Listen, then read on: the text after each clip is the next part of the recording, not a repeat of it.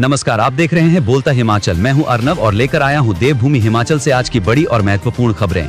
दोस्तों, रोजाना खबरों के लिए चैनल को सब्सक्राइब करें, वीडियो को लाइक और शेयर करें। चलिए शुरू करते हैं आज का हिमाचल न्यूज बुलेटिन। हिमाचल पंचायत चुनाव, हाईकोर्ट में 30 दिसंबर के लिए टली सुनवाई। हिमाचल प्रदेश हाईकोर्ट में पंचायत चुनाव समय पर करवाने की मांग को लेकर दायर जनहित याचिका पर सुनवाई 30 दिसंबर के लिए टल गई है। प्रतिवादियों ने इस याचिका का जवाब दायर करने के लिए अतिरिक्त समय की मांग की, जिसे स्वीकार कर लिया गया। मुख्य न्यायाधीश गुरमीत सिंह संधावालिया और न्यायाधीश जियालाल भारद्वाज की खंडपीठ ने मामले की सुनवाई 30 दिसंबर को निर्धारित करने के आदेश दिए। इस मामले में कोर्ट ने राज्य सरकार और राज्य निर्वाचन आयोग को नोटिस जारी कर जवाब तलब किया था। हिमाचल के 4.25 लाख कर्मचारी व पेंशनरों का वित्तीय लाभ के इंतजार में गुजरा साल पहले महीने से बिगड़ी थी स्थिति। वर्ष 2025 हिमाचल प्रदेश के कर्मचारी वर्ग के लिए बीता वर्ष वेतन भत्तों के मोर्चे पर अपेक्षाओं और इंतजार में ही गुजर गया।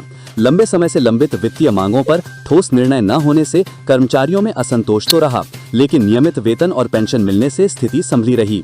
हिमाचल प्रदेश में 1,91,000 कर्मचारी हैं और 1,71,000 पेंशनर हैं। छठे वेतन आयोग के एरियर जैसी बड़ी मांग वर्ष भर चर्चा में रही, पर अमल तक नहीं पहुंच सकी। छठे वेतन आयोग के 9,000 करोड़ लंबित एरियर की मांग पूरे साल कर्मचारी संगठनों के एजेंडे में रही। कर्मचारी संगठनों की ओर से कई बार ज्ञापन दिए गए, मंत्रियों व मुख्य सचिव से बार बार बैठकें होती रहीं और कर्मचारियों को आश्वासन के अलावा कुछ नहीं मिला। एरियर भुगतान पर कोई ठोस घोषणा नहीं हो सकी। वेतन में देरी और अन्य प्रशासनिक मसलों के बीच ये मुद्दा धीरे धीरे पृष्ठभूमि में चला गया। हालात ऐसे बने कि कर्मचारी वर्ग नियमित वेतन और पेंशन मिलने को ही बड़ी राहत मानने लगा। महंगाई भत्ते में आंशिक बढ़ोतरी और समय पर पेंशन भुगतान से वरिष्ठ कर्मचारियों और पेंशनरों में कुछ संतोष जरूर रहा, लेकिन वास्तविक वित्तीय लाभ सीमित ही रहे। हिमाचल प्रदेश हाईकोर्ट ने कुनिहार को नगर पंचायत बनाने की अधिसूचना को किया रद्द। हिमाचल प्रदेश हाईकोर्ट ने कुनिहार को नगर पंचायत बनाने से जुड़ी अधिसूचना को रद्द कर दिया है। न्यायाधीश विवेक सिंह ठाकुर व न्यायाधीश रोमेश वर्मा की खंडपीठ ने कुनिहार विकास सभा व अन्यों द्वारा दायर याचिका को मंजूर करते हुए राज्य सरकार की अधिसूचना को रद्द कर दिया और इस मामले पर पुनर्विचार करने के आदेश जारी किए। कोर्ट ने कहा कि याचिका के जवाब के दौरान राज्य सरकार की ओर से लगाए गए 12 दिसंबर 2025 के निर्देशों और दस्तावेजों को देखने से यह साफ है कि असल में कुनिहार निवासियों और नगर पंचायत कुनिहार द्वारा की गई आपत्तियों को प्रस्ताव के लिए तैयार किए गए चार्ट में तो दर्ज किया गया, लेकिन संबंधित सक्षम प्राधिकारी ने कोई तर्कसंगत और स्पष्ट आदेश पारित नहीं किया, बल्कि आपत्तियों को अन्य दस्तावेजों के साथ मंत्रिपरिषद के विचार के लिए प्रस्तुत किया। 113 स्टाफ नर्सेस को प्रमोशन, वार्ड सिस्टर के पद पर देंगी सेवाएं। निदेशक ने जारी किया आदेश। हिमाचल प्रदेश स्वास्थ्य विभाग में कार्यरत 113 स्टाफ नर्सों को वार्ड सिस्टर के पद पर पदोन्नति प्रदान की गई है। इस संबंध में निदेशक स्वास्थ्य सेवाएं हिमाचल प्रदेश द्वारा औपचारिक आदेश जारी किए गए हैं। आदेशों के अनुसार पदोन्नत अधिकारियों को प्रदेश के विभिन्न स्वास्थ्य संस्थानों में तैनात किया गया है। स्वास्थ्य विभाग द्वारा जारी सूची के अनुसार पदोन्नत वार्ड सिस्टर्स को शिमला, कांगड़ा, मंडी, कुल्लू, हमीरपुर, बिलासपुर, चंबा, सोलन, सिरमौर और लाहौल स्पीति जिलों के सिविल अस्पतालों, सामुदायिक स्वास्थ्य केंद्रों, CHC, क्षेत्रीय अस्पतालों और मेडिकल कॉलेजों में नियुक्त किया गया है। इन नर्सों में DHS कैडर की 75 और DME कैडर की 38 नर्सों को वार्ड सिस्टर पदों पर पदोन्नति दी गई है। आदेशों के अनुसार 5 दिन के भीतर ड्यूटी ज्वाइन करने के निर्देश जारी हुए हैं। हिमाचल कांग्रेस का मनरेगा का नाम बदलने पर प्रदर्शन, प्रदेश अध्यक्ष विनय कुमार ने भाजपा पर लगाए गंभीर आरोप। मनरेगा योजना का नाम बदलने व इसके मूल उद्देश्य को कमजोर करने के विरोध में हिमाचल कांग्रेस ने धरना प्रदर्शन किया। राजधानी शिमला के उपायुक्त कार्यालय के बाहर केंद्र सरकार के खिलाफ जमकर नारेबाजी की। इस धरना प्रदर्शन में प्रदेश मामलों के सह प्रभारी चेतन चौहान सहित प्रदेश कांग्रेस के नेता व पार्टी कार्यकर्ता शामिल हुए। कांग्रेस अध्यक्ष विनय कुमार ने केंद्र सरकार द्वारा पूर्व की UPA द्वारा ग्रामीण क्षेत्रों में रहने वाले गरीब व मजदूरों के लिए राष्ट्रपिता महात्मा गांधी के नाम से शुरू की गई महत्वाकांक्षी योजना मनरेगा का नाम बदलने की कड़ी आलोचना की। उन्होंने कहा कि केंद्र सरकार ने इस योजना का नाम बदलकर राष्ट्रपिता महात्मा गांधी के नाम का अपमान तो किया ही है, साथ में इसे कमजोर भी कर दिया है। विनय कुमार ने कहा कि भाजपा एक सोची समझी राजनीति के तहत ग्रामीण गरीबों व असहाय लोगों को काम के अधिकार के कानून से वंचित कर रही है। उन्होंने प्रदेश के लोगों का इस नए बिल का डटकर विरोध करने का आह्वान किया। उन्होंने कहा कि कांग्रेस गरीब व असहाय लोगों के अधिकारों की लड़ाई से कभी पीछे नहीं हटेगी। प्रदर्शन के बाद पत्रकारों से बातचीत में विनय कुमार ने कहा कि इस बिल को तोड़ मोड़कर जबरदस्ती पास किया है। कांग्रेस कार्यकर्ता सड़कों पर उतरकर विरोध करेंगे। हिमाचल के स्कूलों में नए साल से बड़ा बदलाव, मोबाइल फोन व स्मार्ट वॉच सहित 6 उपकरणों के इस्तेमाल पर रोक, उल्लंघन पड़ेगा भारी। हिमाचल प्रदेश में शिक्षा विभाग ने बड़ा फैसला लिया है जो नए साल से लागू होगा। राज्य सरकार ने स्कूल परिसर में मोबाइल फोन के साथ smart watch, headphone, tablet, iPad, music player, handheld gaming device और रिकॉर्डिंग के अलावा सूचना प्रसारण में सक्षम किसी भी तरह के उपकरण पर पूर्ण प्रतिबंध लगा दिया है। सचिव शिक्षा विभाग राकेश कंवर की ओर से इस संबंध में अधिसूचना जारी कर दी है। विभाग ने इसको लेकर एक एसओपी जारी की है। 1 जनवरी से स्कूलों में ये नए नियम लागू होंगे। शिक्षण संस्थानों में अनुशासन, पढ़ाई के माहौल और छात्रों के मानसिक सामाजिक विकास को मजबूत करने के उद्देश्य से ये निर्णय लिया गया है। शिक्षकों के लिए भी मोबाइल उपयोग को लेकर नए नियम लागू किए गए हैं। हिमाचल प्रदेश में पदोन्नत मुख्याध्यापकों को 31 दिसंबर तक पदभार ग्रहण करने के निर्देश शिक्षा मंत्री रोहित ठाकुर ने सोमवार को शिक्षा विभाग की समीक्षा बैठक की अध्यक्षता की। उन्होंने विद्यार्थियों को गुणवत्ता युक्त शिक्षा सुनिश्चित करने, प्रशासनिक कामकाज को सुव्यवस्थित करने तथा राज्य में खेल गतिविधियों को बढ़ावा देने के निर्देश दिए। उन्होंने सभी पदोन्नत मुख्याध्यापकों को 31 दिसंबर तक अपनी नए पोस्टिंग स्थलों पर ज्वाइन करने के निर्देश दिए। उन्होंने प्रधानाचार्यों के लिए डीपीसी प्रक्रिया में भी तेजी लाने को कहा। शिक्षा मंत्री ने कहा कि सीबीएसई पाठ्यक्रम आधारित शिक्षा का विस्तार राज्य सरकार की प्राथमिकता है। उन्होंने कहा कि शिक्षा विभाग द्वारा सीबीएसई स्कूलों में शिक्षकों की नियुक्ति के लिए एक मानक संचालन प्रक्रिया तैयार की गई है, जिसे जल्द ही प्रदेश मंत्रिमंडल के समक्ष प्रस्तुत किया जाएगा। हिमाचल के बस अड्डों पर यात्रियों को मिलेगा अच्छी क्वालिटी का खाना। हिमाचल के बस अड्डों में यात्रियों को अब बेहतर सुविधा मिलेगी। सफर के दौरान यात्रियों को बस अड्डों पर अच्छी क्वालिटी का खाना मिलेगा। यही नहीं, शॉपिंग के लिए भी नामी ब्रांड्स, रेस्टोरेंट बस अड्डों में होंगे। एचआरटीसी यात्रियों की सुविधा के लिए जल्द ही ये सुविधा शुरू करने जा रहा है। हाल ही में आयोजित बस अड्डा प्राधिकरण की बैठक में इसे मंजूरी मिल गई है।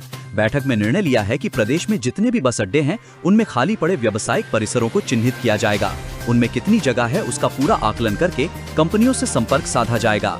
प्रतिष्ठित फूड चेन व कपड़ों के नामी ब्रांड्स के साथ संपर्क साधा जाएगा। उन्हें इन परिसरों को लीज या मासिक किराए पर दिया जाएगा। इससे निगम को आय भी होगी और यात्रियों को सुविधा भी मिलेगी। बस अड्डा प्राधिकरण की मंजूरी मिलने के बाद अब इसको लेकर आगामी प्रक्रिया शुरू हो गई है। सभी क्षेत्रीय प्रबंधकों को कहा गया है कि वे बस अड्डों में खाली पड़े व्यावसायिक परिसरों की पूरी सूची बनाकर दें। बस अड्डों में रोजाना हजारों यात्री सफर करते हैं। सभी अच्छा खाना खाना चाहते हैं, लेकिन बस अड्डों में उनके पास विकल्प नहीं होता। अब अच्छे फूड कॉर्नर खुलेंगे तो लोगों को बेहतर सुविधा मिल सकेगी। हिमाचल में स्कूली छात्रों के लिए बनेगी नई परिवहन नीति, शिक्षा मंत्री ने समीक्षा बैठक में दिए सख्त निर्देश। हिमाचल प्रदेश के सरकारी स्कूलों के विद्यार्थियों के लिए नई परिवहन नीति बनेगी।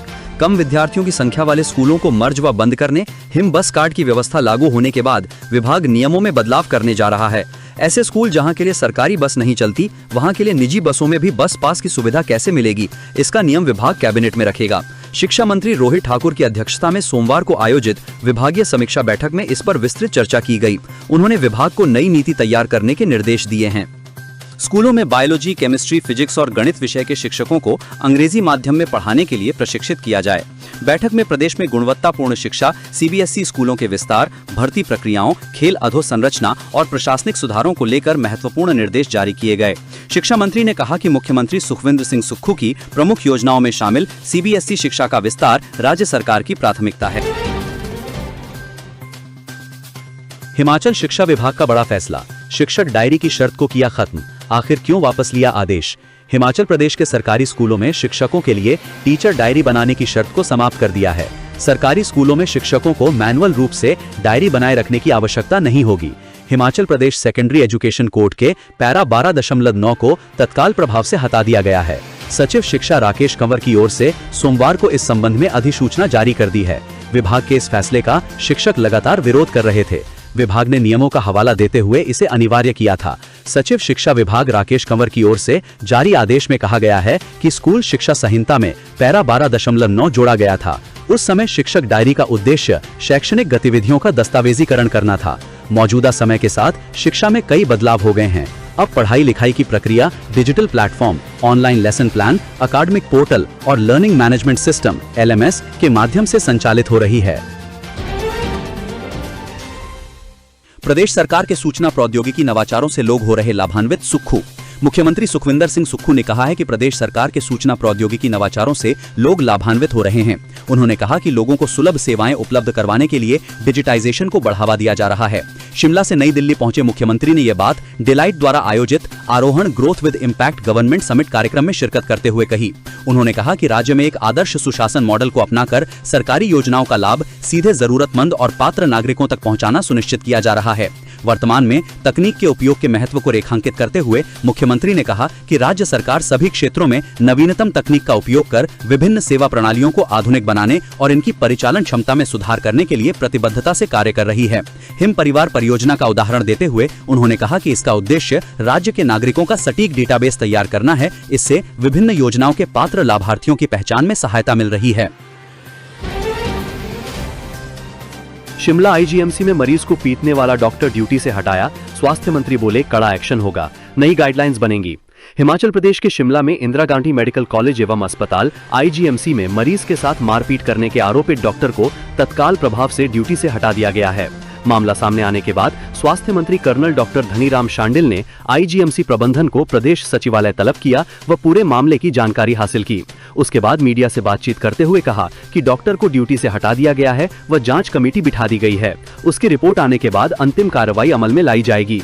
मंत्री ने कहा कि जिस मरीज के साथ मारपीट हुई है वो ओपीडी मरीज था। किस वजह से ये सारा घटनाक्रम हुआ है इसका पता रिपोर्ट आने के बाद चलेगा। इस पूरे मामले में पुलिस अपनी कार्रवाई करे, वो खुद एसपी शिमला से बात करेंगे ताकि निष्पक्ष जांच हो। आरोपित डॉक्टर ने इसी साल अगस्त में अनुबंध के तौर पर अपनी सेवाएं देना शुरू किया था। जांच रिपोर्ट के आधार पर आरोपित डॉक्टर के सस्पेंशन या बर्खास्त करने को लेकर अंतिम फैसला लिया जाएगा। एचआरटीसी की 297 इलेक्ट्रिक बसों की डिलीवरी पर कंपनी और निगम आमने सामने, टेंडर की शर्तों का नहीं हो रहा पालन, कब मिलेंगी नई बसें? हिमाचल पथ परिवहन निगम एचआरटीसी के बेड़े में इलेक्ट्रिक बसों का इंतजार खत्म नहीं हो रहा है। इस बीच कंपनी और निगम आमने सामने हो गए हैं। कंपनी ने अब बसों की डिलीवरी के लिए 1 माह का और समय मांगा है, लेकिन निगम प्रबंधन ने इनकार कर दिया है। कंपनी ने पहले कहा था कि बसों की डिलीवरी चरणबद्ध तरीके से होगी। 100 बसें दिसंबर व जनवरी के पहले सप्ताह में सौंप दी जाएंगी, जबकि अन्य बसें दूसरे चरण में दी जाएंगी। अब कंपनी ने निगम प्रबंधन को पत्र लिखकर समय मांगा है। सीएम सुक्खू बोले, अगले 2 साल में 500 मेगावाट की सौर ऊर्जा परियोजनाएं स्थापित करने का लक्ष्य। ऊर्जा क्षेत्र में राज्य को आत्मनिर्भर बनाने और ग्रीन एनर्जी स्टेट के रूप में हिमाचल को स्थापित करने के लक्ष्य को हासिल करने की दिशा में हिमाचल तीव्र गति से अग्रसर है। मुख्यमंत्री सुखविंदर सिंह सुक्खू ने आज यहां कहा कि प्रदेश सरकार ने मार्च 2026 तक 90% से अधिक ऊर्जा की आवश्यकता नवीकरणीय ऊर्जा स्रोतों से पूरी करने का लक्ष्य निर्धारित किया है। वर्तमान में राज्य की वार्षिक ऊर्जा खपत लगभग 13,000 मिलियन यूनिट है। मुख्यमंत्री ने कहा कि राज्य सरकार की हरित पहलों के चलते सौर ऊर्जा के उपयोग की दिशा में उल्लेखनीय प्रगति की है और अगले 2 वर्षों में 500 मेगावाट की सौर ऊर्जा परियोजनाएं स्थापित करने का लक्ष्य तय किया गया है। ग्रीन पंचायत कार्यक्रम के तहत राज्य की सभी पंचायतों में 500 किलोवाट क्षमता की ग्राउंड माउंटेड सौर ऊर्जा परियोजनाएं स्थापित की जाएंगी। उन्होंने कहा कि पहले चरण में 24 ग्राम पंचायतों में 500 किलोवाट की सौर परियोजनाएं स्थापित करने को स्वीकृति प्रदान की गई है। इनमें से 16 पंचायतों में परियोजनाओं का कार्य आरंभ हो चुका है। इस कार्यक्रम के तहत 150 मेगावाट सौर ऊर्जा उत्पादन का लक्ष्य रखा गया है। मनाली में देह व्यापार का भंडाफोड़, 3 महिलाओं समेत 5 गिरफ्तार। पर्यटकों से चल रही थी सौदेबाजी। पुलिस ने पर्यटन नगरी मनाली के माल रोड में देह व्यापार का भंडाफोड़ किया है। माल रोड में सरेआम पर्यटकों को अपने जाल में फंसाने वाले गिरोह के 5 लोगों को भी पुलिस ने गिरफ्तार किया है। इनमें 3 महिलाएं और 2 पुरुष शामिल हैं। जबरन देह व्यापार के धंधे में धकेली गई 4 युवतियों को रेस्क्यू कर लिया है। पुलिस ने मामले की जांच शुरू कर दी है। थाना प्रभारी मनीष को जांच का जिम्मा सौंपा गया है। मनाली के माल रोड में लंबे अरसे से देह व्यापार चल रहा है। स्थानीय लोगों ने कई बार इस पर अंकुश लगाने की मांग की थी। पुलिस ने सुनियोजित तरीके से जाल बिछाकर इस धंधे का पर्दाफाश किया। रविवार शाम को पुलिस ने माल रोड में देह व्यापार से जुड़े गिरोह के 5 लोग दबोचे। इनमें 1 महिला दिल्ली और 2 पंजाब की शामिल हैं। पुरुषों में 29 वर्षीय विश्वदेव पुत्र धर्मचंद निवासी बढ़ई तहसील और जिला कुल्लू, 23 वर्षीय सूरज पुत्र कर्ण कुमार जिला कठुआ जम्मू कश्मीर के रूप में हुई है। ये पर्यटकों के साथ सौदेबाजी कर रहे थे। पुलिस को इनकी गतिविधि संदिग्ध लगी तो पूछताछ की। इसके बाद इस पूरे गिरोह का पर्दाफाश हुआ। हिमाचल प्रदेश में 4 दिन घने कोहरे का अलर्ट, ऊंची चोटियों पर हिमपात। हिमाचल प्रदेश की ऊंची चोटियों पर रात्रि को जहां हल्का हिमपात दर्ज किया गया, वहीं इस बार व्हाइट क्रिसमस की कोई आस नहीं है। बीते 24 घंटों के दौरान भी रोहतांग दर्रे सहित लाहौल स्पीति और चंबा जिले के ऊपरी क्षेत्रों में हल्की बर्फबारी दर्ज की गई है। लेकिन राज्य के प्रमुख पर्यटन स्थलों शिमला, कुफरी और मनाली में अब तक सीजन की पहली बर्फबारी नहीं हुई है, जिसका पर्यटक बेसब्री से इंतजार कर रहे हैं। मौसम विज्ञान केंद्र शिमला ने स्थिति को देखते हुए 23 से 26 दिसंबर तक प्रदेश के निचले और मैदानी इलाकों में सुबह और देर रात घने कोहरे का येलो अलर्ट जारी किया है। इसमें खास तौर पर देर रात और तड़के दृश्यता कम रहने की चेतावनी दी गई है। वहीं 27 दिसंबर तक पूरे प्रदेश में मौसम शुष्क बने रहने का पूर्वानुमान है। मौसम विभाग के अनुसार 28 दिसंबर से पश्चिमी विक्षोभ के सक्रिय होने के संकेत मिल रहे हैं। इसके चलते उच्च पर्वतीय इलाकों में बर्फबारी होने का अनुमान जताया गया है। दोस्तों, ये वीडियो आपको कैसी लगी कमेंट बॉक्स में कमेंट करके जरूर बताएं और अन्य खबरों के लिए हमारे चैनल बोलता हिमाचल को अभी सब्सक्राइब करें। वीडियो को लाइक शेयर करना ना भूलें।